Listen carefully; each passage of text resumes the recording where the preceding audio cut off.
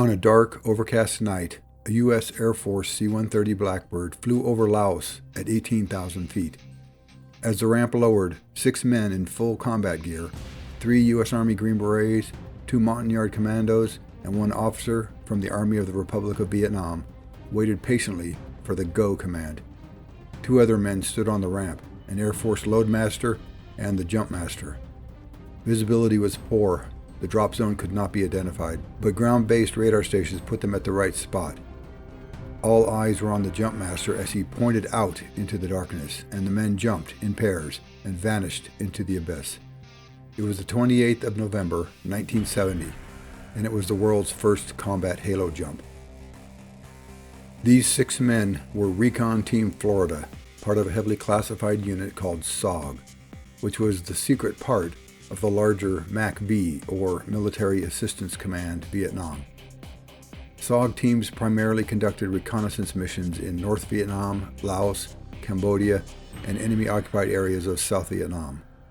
If any SOG recon team made contact, it was a race to extract that team before they were surrounded and killed by overwhelming and increasing North Vietnamese Army forces. Their missions were so classified that the vast majority of the U.S. military did not know they even existed for decades after the war ended. How these men prepared for the first ever combat H.A.L.O mission was just as important as why. All of the insertion options for these recon teams had both advantages and disadvantages, but the critical issue was the signature of the insertion method, namely noise. The vast majority of SOG recon teams were inserted via helicopter. It was precise, quick, easy, and the risk of injury was very low. What I mean here is that stepping off a helicopter is not that inherently dangerous, especially compared to the alternative of jumping out of a fixed-wing aircraft. And the train-up was considerably quicker. You can train a high competency in this type of insertion in a matter of hours. But, and there's always a big but, you could hardly insert via helicopter into bad guy territory without flying over someone's village. Helicopters are loud, and everyone, NVA and Viet Cong included, could hear you coming a mile away. And as Southeast Asia was very much covered in jungle, suitable helicopter landing zones were limited. And a great many of these HLZs were covered by small teams of NVA soldiers that just watched and radioed in whenever they saw or heard a helicopter land.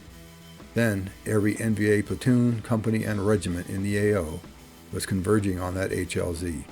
The number of recon teams that made contact with the enemy within an hour of infiltrating was high, and gunfire only attracted more NVA. And even if the teams escaped contact, the NVA was actively looking for them. This is when some teams began inserting by static line parachute. Army Airborne School at Fort Benning, Georgia was 3 weeks long, and all Special Forces and Navy SEALs are airborne qualified. SOG knew that many of the HLZs had watchers on them, but also knew that the watchers left at night because Hueys and King Bees couldn't insert at night. So when the leader of RT Auger, Staff Sergeant Frank Oppel, requested permission to jump into the fishhook of Cambodia in December of 1969, it was immediately approved.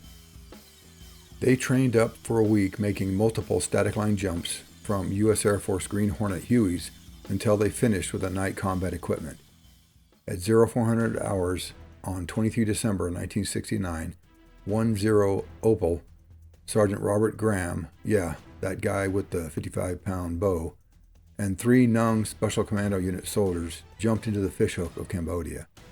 Except one of the Nungs broke his ankle on landing and needed to be extracted in the morning. Because the extracting helicopter would expose the entire team, the mission was aborted and everyone was exfilled.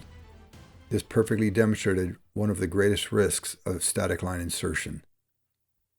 Now, freefall sport parachuting had been around since the early 1950s, but military H.A.L.O was relatively new, first established in 1957 as SF leaders saw the military application of freefall insertions. The primary experimental application being a backpack nuke, a man-portable nuclear bomb. These were atomic demolition munitions, but that is an entirely different video. Probably the single best advantage of a H.A.L.O jump was the ability to put a team on the ground with practically no signature. The disadvantage was that it required a significantly high level of competence and luck to pull off that low or no signature insertion. The risk of injury or lost team members always remained high, making it difficult to determine if the risk was worth the reward. SOG's chief, Colonel John F. Sadler, had become H.A.L.O qualified in 1958 and knew that a combat H.A.L.O jump had never been done before. He found several advocates on his staff, namely Colonel Bobby Pinkerton and Colonel Dan Shungle, but they were outnumbered by the opposition. One legendary SF soldier was all in, and that was Sergeant Major Billy Waugh. Waugh, a SOG veteran, fully understood the risks of helicopter insertions as he had lived it numerous times. He desperately wanted change, and with Colonel Shungle's influence, Colonel Sadler made the change by authorizing Shungle and Waugh to select the world's first combat H.A.L.O team. Before he was approved, Shungle had brought in a trio of skydivers from the States. These three men were Ray Henson, a H.A.L.O jumper and former Golden Knight, Tony Appleton, an experienced H.A.L.O jumper, and Melvin Hill, a former H.A.L.O instructor. Of the three, Hill was the only prior SOG man. When approval came, these three men were all assigned to the OP-35 training compound at Camp Long Than, South Vietnam. They also recruited Raid Montagnards from RT Plain, pulling the best four from the team, and I won't even try to pronounce their names. 3 ARVN volunteers joined them at the insistence of the liaison service. 2 more men Waugh chose were on RT Ohio in the middle of a mission near Khe Sanh, and Waugh immediately ordered their extraction. Staff Sergeant Cliff Newman and Sergeant First Class Sammy Hernandez were initially confused and then highly receptive to the idea. Hernandez was a H.A.L.O guy with 75 jumps, while Newman, though not H.A.L.O, was a sport jumper with hundreds of jumps. More important, both men were competent recon men. These men would help offset the inexperience of Henson and Appleton. This new team was designated RT Florida after Colonel Shungle's home state. RT Florida conducted their training in Okinawa at a closed compound as the Yards and the ARVN officers were in Japan illegally. For the 4 Yards and 3 ARVN officers, this was all brand new training conducted by 2 of SF's best H.A.L.O instructors from 1st Special Forces Group, Sergeants First Class Joe Markham and Ben Dennis. Training included a chamber ride, classroom training, freefall stability and maneuvers, opening procedures, canopy control, parachute malfunctions, stacking and grouping under canopy, combat equipment, oxygen. They got the whole 9 yards. They trained for a month in Okinawa, but one of the raid yards pulled way too high and quit after landing in the ocean. 2 of the ARVN candidates also voluntarily withdrew. On completion of their training, the remaining team returned to Long Than for another 14 days of training. Waugh broke his ankle on a training jump and was out, and another raid accidentally eliminated himself with a negligent discharge, shooting himself in the foot. Colonel Sadler had brought in Master Sergeants Frank Norbury and Harry Denny, both H.A.L.O instructors from Fort Bragg, to jump master and advise. It was here where all realized how basic H.A.L.O school was. The entire operation was experimental. It had never been done before.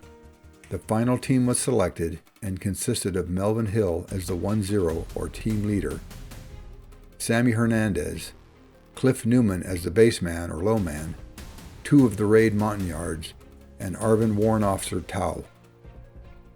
What became apparent to all was that the most difficult part of the mission would be finding each other.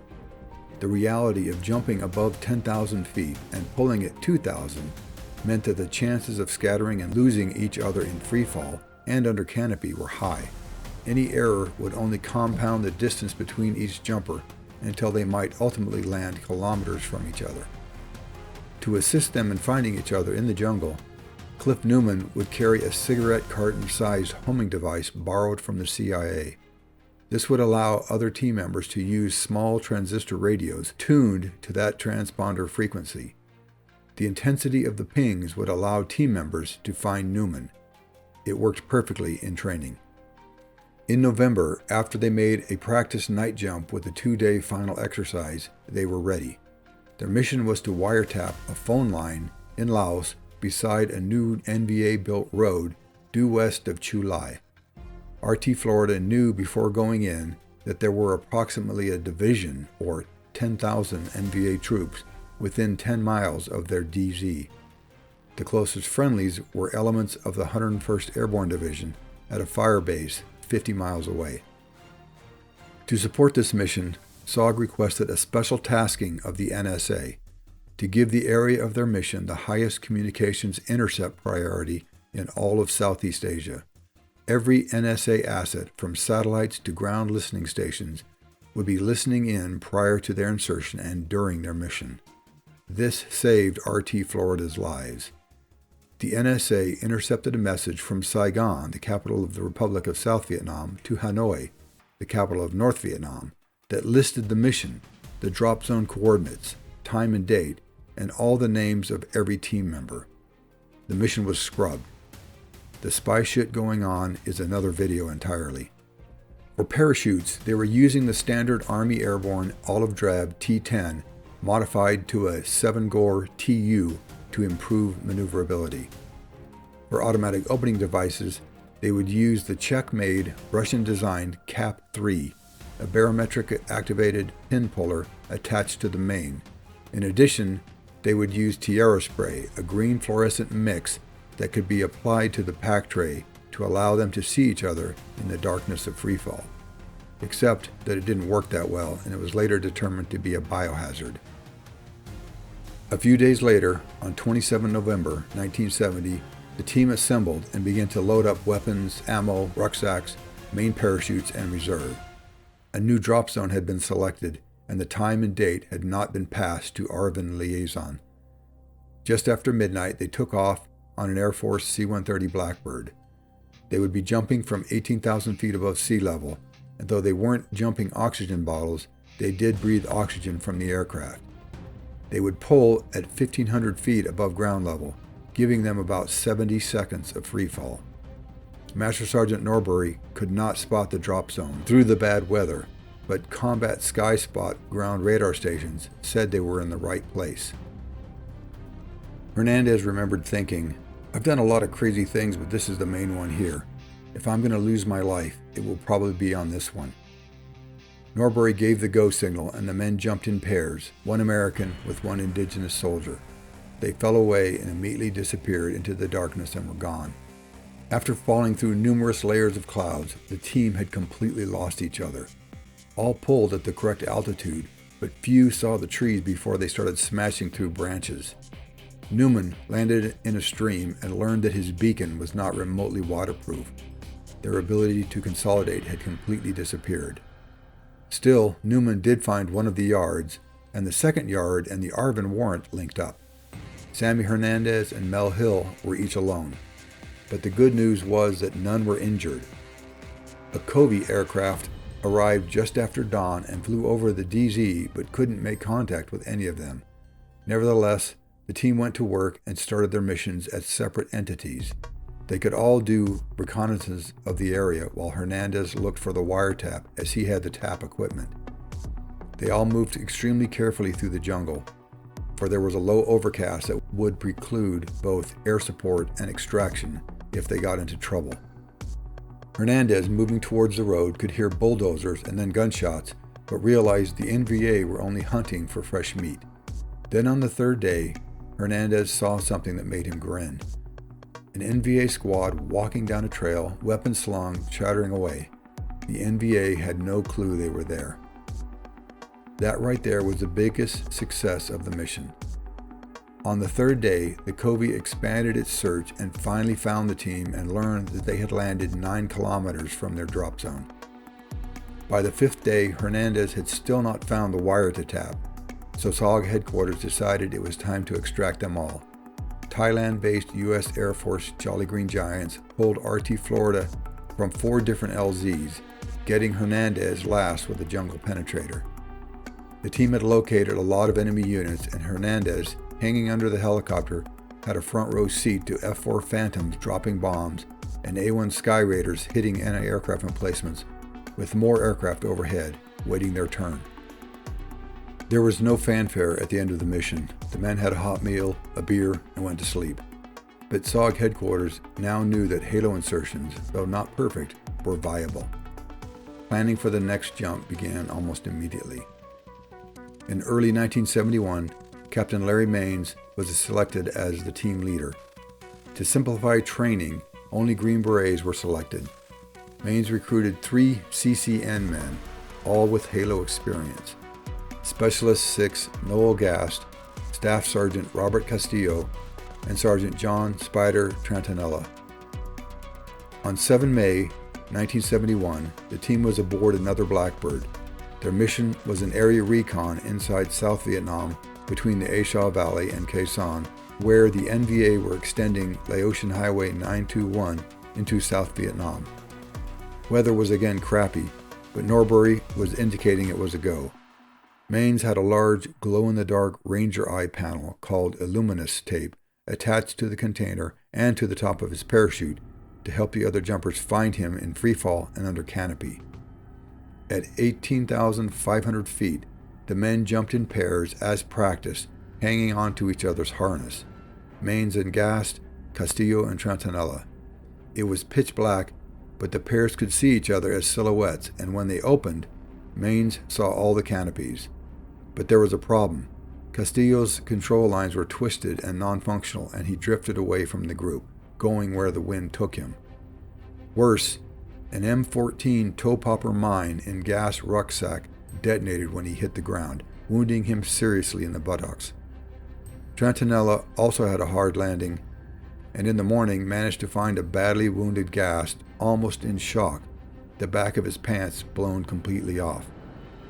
Trantanella called for 2 stable rigs when the helicopter arrived, and hung onto Gast until the pilot landed at a safer HLZ and they could climb aboard. Gast forever earned the nickname Half-Assed Gast from that incident. However, Maines and Castillo continued with the mission even though they were separated by almost a mile. Once again, the NVA seemed to have no idea they were there. After 4 days, both were extracted. These first 2 missions were perfect examples of both the advantages and disadvantages of H.A.L.O insertion. Completely clandestine insertions requiring a high level of skill and training, and still, men could be separated by miles or injured in the infiltration. The jury was still out on the value of combat H.A.L.O, so they began planning the 3rd mission. For this, Sergeant Major Billy Waugh would be the 1-0. His team included Staff Sergeants Andre Smith, Jesse Campbell, and Madison Stroline. Smith injured his back on a training jump and was replaced by Staff Sergeant James J.D. Bath. Bath was perfect, an experienced SOG-man who'd already made a combat static line jump into Laos and who had almost 300 military freefalls. Both Campbell and Stroline were seasoned recon men and each had about 25 freefall jumps. They conducted a train-up on Okinawa and back at Long Than that included 4 night H.A.L.O jumps and a final exercise. Their mission was 60 miles southwest of Da Nang, nearly on the Laotian frontier. This area was selected because of 2 previous recon teams inserted by helicopter. One made contact 45 minutes after insertion and had to be extracted. The second was hit on the HLZ and escaped in their badly damaged Huey. For this 3rd combat H.A.L.O jump, Sergeant Norbury had attached lights on Bath's parachute container and at the top of his parachute. Norbury and Denny came up with the Norden light, an illumination light created from a light wand used by aircraft ground directors, with 1 rigged to the pack tray for freefall and 1 attached to the apex of the parachute once under canopy, both wired to batteries with switches that J.D. Bath, the baseman, would operate. These would allow the other jumpers to track and follow Bath in freefall and under canopy. On 22 June 1971, after 2 previous aborted attempts, the last of which had been on the ramp only seconds from jump, they were ready for their 3rd attempt. Looking over the ramp, neither Jumpmaster Larry Maines nor Bath could identify the DZ. It was completely black. Once again, they jumped using Combat Spy Spot. The 4 of them stood on the ramp at 19,500 feet, and at Captain Maine's signal, vanished into the darkness.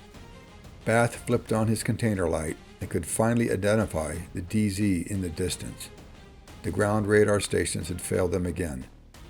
Opening altitude was 5,000 feet because of nearby mountain peaks, and Bath pulled only to find the opening shock had blown out the center panels that included the canopy light. He was descending too fast, and Waugh, Campbell, and Stroline couldn't see his light and drifted further away in the rain. While under canopy, Waugh could see an NVA truck convoy on a road 5 miles away, blissfully driving with their lights on.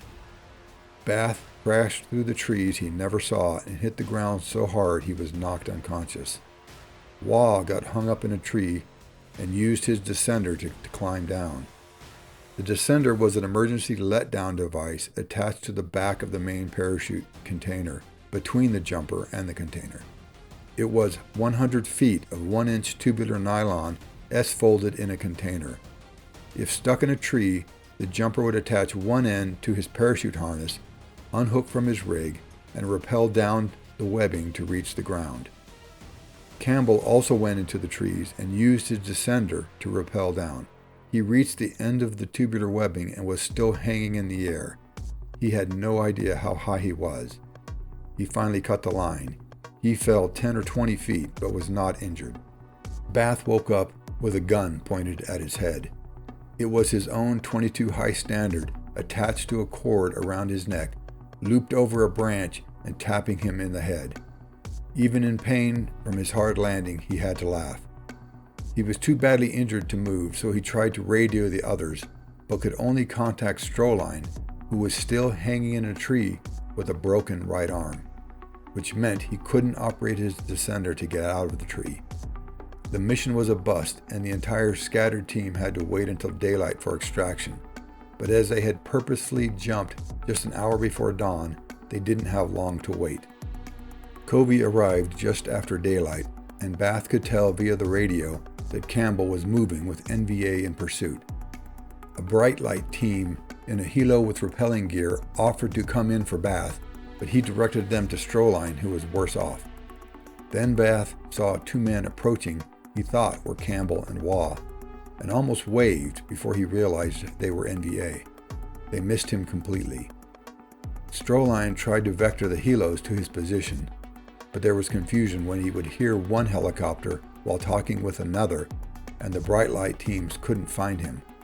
One Huey got close but mistook a pen flare fired by Stroline as tracer fire and pulled hard away. Stroline tried a smoke grenade, but the H.A.L.Os couldn't identify any smoke through the thick jungle. Except someone did see the smoke, and Stroline reported NVA moving towards him. Low on fuel, with the weather worsening, the H.A.L.Os successfully extracted both Campbell and Waugh, but had to leave. They were back in the afternoon, and 2 SOG men rappelled down to Bath and helped him climb into a stable rig for extraction. There was no contact with Stroline. The next day, Waugh told J.D. Bath, whose leg was in a cast, that "we didn't get him. Charlie got him." Earlier that morning, 2 days after the jump, a hatchet force had found Stroline's tree. There was expended 7.62x39 and 5.56 brass everywhere, along with 40mm grenade casings. A branch had been cut down by AK fire. Stroline's Car-15 M203, map, and strobe light were recovered, but he, along with his parachute, were missing. Hanoi never admitted to having him, and he remains MIA to this day. The next mission planned consisted of Sergeant First Class Charles Wesley and Sergeants Robert Sinton, Chaffee, and Riando. It was during their train-up at Camp Long Than that their target was found to be crawling with NVA, so their mission was canceled and they never jumped. The 3 previous combat H.A.L.O missions had had mixed results. Even General Creighton Abrams, commander of MAC-V, the top commander of all U.S. forces in Vietnam, was asking when they would get a successful H.A.L.O mission. Lieutenant Colonel Galen Mike Radke was in that briefing, and Abrams' question stuck with him. Colonel Radke was the commander of Command and Control Central, one of the 3 area commands of SOG. At the club, he mentioned General Abrams' comment to Captain Jim Storter, the CCC Recon Company commander. Captain Storter took up the challenge and asked Colonel Radke to get permission for him to lead the next H.A.L.O jump. The next morning, Radke called Storter into his office. "I just phoned Chief Sogg and we've got permission to run the next H.A.L.O operation." "What H.A.L.O operation?" Storter asked. "The one you talked me into last night, damn it." Storter had drank too much the previous evening and thought, "God Almighty, what have I done?" You might be surprised how many combat missions were inspired by a good bottle of scotch. So Storter paid the check his drunk ass had signed and recruited Sergeants First Class Newman Ruff and Ronnie Knight, Staff Sergeant Miller Moy, and Sergeant Jim Bentley, and off they went to Long Tran, where Captain Storter sheepishly admitted he did not have a single freefall jump. During the training, Ronnie Knight was injured and had to drop out. Ruff already had a combat static line jump and 25 H.A.L.O jumps.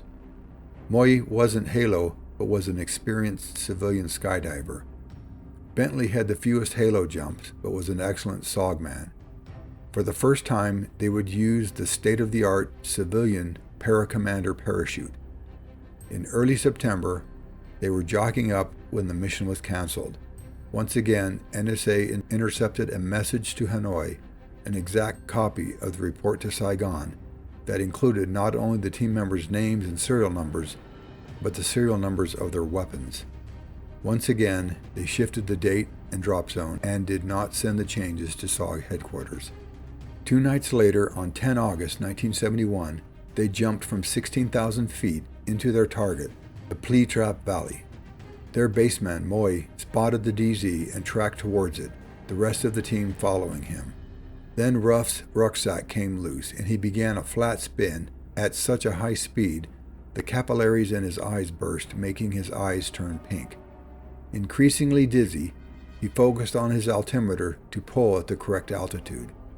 They all landed within 30 meters of each other, assisted by the accuracy of the paracommanders. They reconned the Plea Trap for 4 days, and the NVA had no clue that they were even there. It was the first completely successful H.A.L.O insertion, and it proved, without a doubt, its combat value. 2 months later, on 11 October 1971, the next H.A.L.O mission exited their aircraft at 17,000 feet.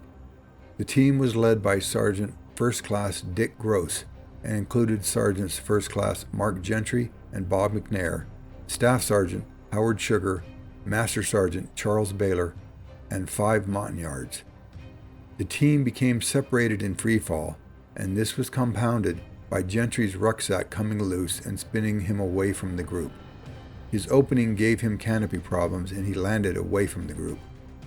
McNair, Baylor, and 3 Montagnards found each other, and Gross, Sugar, and the other 2 Montagnards were together in another field.